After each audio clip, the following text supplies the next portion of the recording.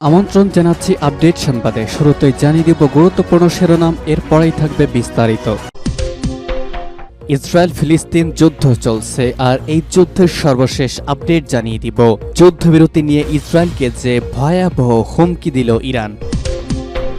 এরপর থাকবে গাজা যুদ্ধ বাইডেনের জন্য ভিয়েতনাম বিপর্যয় ডেকে আনতে পারে, হুঁশিয়ারি মার্কিনীদের। আরও থাকবে গাজা যুদ্ধ নিয়ে যুক্তরাষ্ট্র কাতারের নীল নকশা। এদিকে যুক্তরাজ্যে স্থানীয় সরকারের নির্বাচন, ঋষি সুনাকের দলের ভরাডুবি, এক ধাক্কায় 3 কনজারভেটিভ। এবং সর্বশেষ জানাবো, চুক্তি নয়, বিরোধীদের সঙ্গে আলোচনার জন্য প্রস্তুত ইমরান খান। এতক্ষণ শুনছিলেন গুরুত্বপূর্ণ সংবাদ শিরোনাম, এখন জানিয়ে দিব বিস্তারিত। যুদ্ধবিরতি নিয়ে ইসরায়েলকে যে সতর্কবার্তা দিল ইরান। বিশ্বের অনেক দেশে ইসরায়েলের বিরুদ্ধে বিক্ষোভ শুরু হয়েছে, এর ফলে দেশটির উপর চাপ বেড়েছে। গাজায় যুদ্ধবিরতির চুক্তিতে পৌঁছানোর সম্ভাবনা বাড়িয়ে তুলেছে বলে জানিয়েছেন ইরানের পররাষ্ট্রমন্ত্রী হুসেন আমির আবদুল্লাহিয়ান। গতকাল গাম্বিয়ার বানজোলে ইসলামিক কোঅপারেশন শীর্ষ সম্মেলনে তিনি এসব কথা বলেন। ওআইসি শীর্ষ সম্মেলনে আমির আবদুল্লাহিয়ান বলেন, এই সম্মেলনে ইসলামিক দেশগুলোতে টেকসই উন্নয়ন এবং গাজায় যুদ্ধবন্ধের দিকে বিশেষ মনোনিবেশ করেছে। ফিলিস্তিনের অধিকার পূরণ, গাজায় যুদ্ধ ও গণহত্যা বন্ধের জন্য যথাযথ ব্যবস্থা নেওয়া হবে বলে আশা প্রকাশ করেছেন তিনি। ইরানের পররাষ্ট্রমন্ত্রী বলেন, আমাদের উচিত গাজাবাসীদের জন্য মানবিক সাহায্য পাঠানো এবং তাদের বসবাসের জায়গায় যাতে কেউ দখল করতে না পারে তার জন্য ব্যবস্থা নেওয়া। পররাষ্ট্রমন্ত্রী আরো বলেন, বর্তমান আঞ্চলিক সংকট সমাধানে সহায়তার জন্য সবার মধ্যে সমন্বয়ের জন্য বানজোলে বেশ কয়েকটি চুক্তি হয়েছে। উল্লেখ্য, 7 অক্টোবর হামাসের হামলার প্রতিশোধ হিসেবে সেদিনই গাজার বিরুদ্ধে নজিরবিহীন ও নির্বিচার বিমান হামলা শুরু করে ইসরায়েল। পরবর্তীতে স্থলবাহিনীও এতে যোগ দেয়। এই আগ্রাসনে গত 7 মাসে অন্তত 34,622 জন ফিলিস্তিনি নিহত হয়েছেন, যাদের বেশিরভাগই নারী ও শিশু। ইসরায়েলের এই নির্বিচার হত্যাযজ্ঞের বিরুদ্ধে কলাম্বিয়া বিশ্ববিদ্যালয়ে বিক্ষোভ শুরু হয়, পরে তা ছড়িয়ে পড়ে সারা দেশে এবং অন্যান্য দেশেরও বেশ কিছু শিক্ষা প্রতিষ্ঠান ইতিমধ্যে এই বিক্ষোভে যোগ দিয়েছে। গাজা যুদ্ধ বাইডেনের জন্য ভিয়েতনাম বিপর্যয় ডেকে আনতে পারে, বললেন স্যান্ডার্স।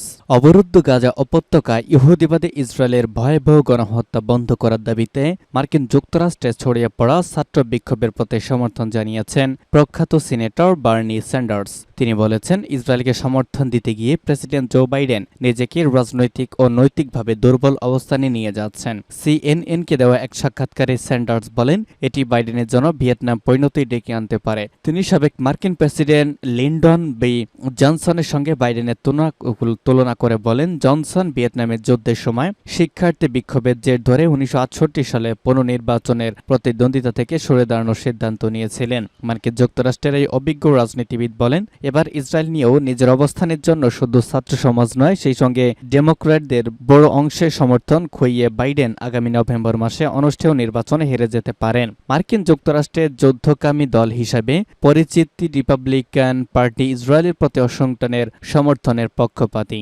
গত মার্চ মাসে অনুষ্ঠিত জনমত জরিপে রিপাবলিকান পার্টির 64% সমর্থক ইসরায়েলকে পূর্ণ সহযোগিতা দেওয়ার আহ্বান জানিয়েছেন। কিন্তু বাইডেনের ডেমোক্র্যাট দলের চিত্র সম্পূর্ণ ভিন্ন।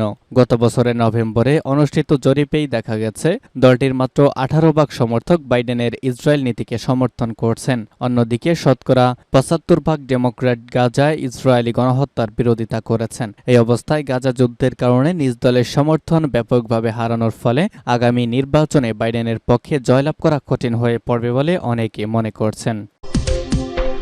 গাজা যুদ্ধ নিয়ে যুক্তরাষ্ট্র কাতারের নীল নকশা। গাজা থেকে ফিলিস্তিনের স্বাধীনতাকামী সংগঠন হামাসকে কোনোভাবে উৎখাত করতে পারছে না ইসরায়েল। তবে এবার ভিন্ন এক জায়গা থেকে সংগঠনটিকে চেপে ধরতে চাইছে ইসরায়েলি পশ্চিমা মিত্র যুক্তরাষ্ট্র। কাতার ভিত্তিক হামাসের রাজনৈতিক অফিস নিয়ে নতুন এক চক্রান্তের নীল নকশায় মেতে উঠেছে দেশটি। নিজেদের পরিকল্পনা বাস্তবায়নে কাতারকেও দলে ভিড়িয়েছে যুক্তরাষ্ট্র।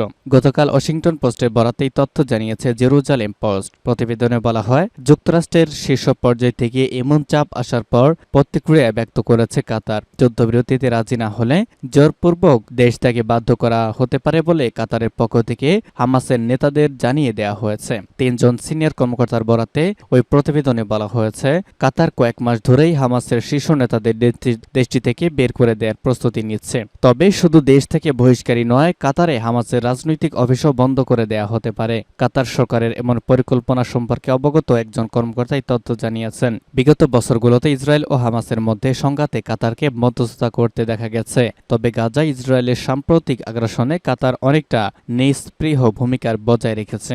গেল মাসে কাতার জানায় তারা ইসরায়েল ও হামাসের মধ্যে এই পরোক্ষ আলোচনায় মধ্যস্থতার ভূমিকা থেকে সরে আসতে পারে। রাজনৈতিকরা নিজেদের ফায়দা লাভের আশায় কাতারের ভূমিকাকে খাটো করে দেখছে, এমন উদ্বেগ থেকেই নিজেদের অবস্থান পুনর্বিবেচনার কথা জানায় দোহা। নাম প্রকাশে অনিচ্ছুক একজন কর্মকর্তা বলেন, কাতার যদি মধ্যস্থতার ভূমিকা থেকে সরে আসে তাহলে হামাসের রাজনৈতিক অফিস দেশটিতে রাখার কোনো মানে নেই। বাইডেন প্রশাসনের আশা হামাসের নেতাদের কাতার থেকে বের করে দেওয়ার হুমকিতে রাজনৈতিক ফায়দা হতে পারে। তবে ওয়াশিংটন পোস্টকে বিশ্লেষকরা বলছেন এতে আলোচনা প্রক্রিয়া আরও জটিল হবে, কেননা দোহায় হামাসের অফিস থাকা না থাকায় কিছু আসে যায় না, কারণ গাজায় বসে যারা সিদ্ধান্ত নিচ্ছেন তাদের কাছে হামাসের অফিস কোথায় থাকবে তা কোনো বিষয় নয়। ঠিক একই ধরনের আশঙ্কা প্রকাশ করেছেন কাতারের সাবেক মার্কিন রাষ্ট্রদূত প্যাট্রিক থিওরোজ। তার বিশ্বাস, কাতার থেকে হামাসকে বের করে দেওয়া হোয়াইট হাউসের জন্য একটি দুঃস্বপ্ন হবে। এর ফলে ভবিষ্যৎ আলোচনার রাস্তাও বন্ধ হয়ে যাবে। এদিকে যুদ্ধবিরতির ব্যাপারে হামাসের চেয়ে ইসরায়েল ও যুক্তরাষ্ট্রের অনাগ্রহ বেশি বলে দাবি করেছেন গ্রুপটির একজন শীর্ষ কর্মকর্তা হুসাম বাদরান। তার ভাষায় যুদ্ধবন্ধের ব্যাপারে আমাদেরই আগ্রহ বেশি। ঋষি সুনাকের দলের ভরাডুবি, এক ধাক্কায় 3 কনজারভেটিভ। গত 2 মে অনুষ্ঠিত হয়েছে যুক্তরাজ্য স্থানীয় সরকারের নির্বাচন। এই স্থানীয় সরকার নির্বাচনে গত 40 বছর ইতিহাসে সবচেয়ে বড় বিপর্যয়ের মুখে ঋষি সুনাকের ক্ষমতাসীন দল কনজারভেটিভ পার্টি। তৃতীয় অবস্থানে থাকা রাজনৈতিক দল লিবারেল ডেমোক্রেটিক কাছে ভরাডুবি হয়েছে কনজারভেটিভ। খবর দ্য গার্ডিয়ানের। এতে 107টি কাউন্সিলের 2700 কাউন্সিলর ও 11 জন সিটি মেয়র নির্বাচিত হওয়ার জন্য সবগুলো রাজনৈতিক দল অংশগ্রহণ করে। নির্বাচিত 11টি মেয়র আসনের মধ্যে 10টি আসন হারিয়েছে কনজারভেটিভ।